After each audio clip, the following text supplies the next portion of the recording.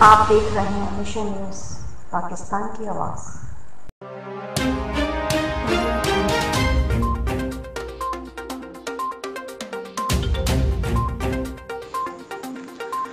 Pakistan paramedical Karachi division और civil अस्पताल के अहदेदारान की नई बॉडी मुंतखब की गई।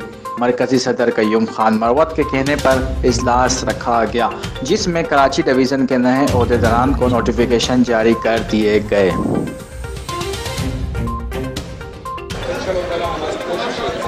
बिस्मिल्लाहिर्रहमानिर्रहीम। जी भुट्टो, जी शहीद रानी, जी बिलावल भुट्टो।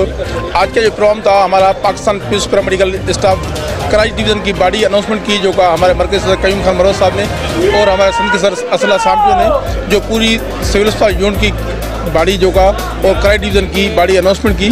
और हमने हमेशा पैरामेडिकल ने दुखी इंसानियत की खिदमत की है और हम अपने पाकिस्तान पीस पार्टी के चेयरमैन बिलावल भुट्टो साहब के हुक्म पे लबेक का है, जो का हमारे पैरामेडिकल जितनी भी है पूरी पाकिस्तान में जहाँ भी हमारे जो पार्टी के इवेंट होते हैं वो काम हमारे इवेंट में शामिल होते हैं और इवेंट मनाते हैं हम पार्टी के।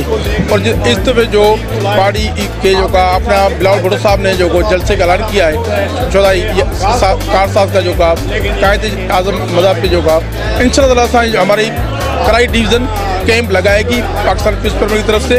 और हमारे भरपूर पूरी सिंध के दोस्त, पूरे पाकिस्तान के दोस्त उस कैंप में आएंगे और जलसे में शिरकत करेंगे।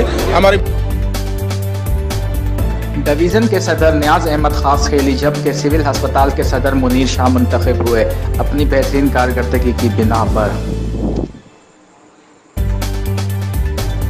इसके साथ ही मौजूदा कराची डिवीज़न के सदर नियाज अहमद खास खेली ने 17 अक्टूबर को जिना ग्राउंड में पीपल्स पार्टी के होने वाले जलसे के बारे में भी आगाही फराहम की कि ये जलसा तारीखी जलसा होने जा रहा है। Camera team Shahzad Hussain, mission news, Karachi.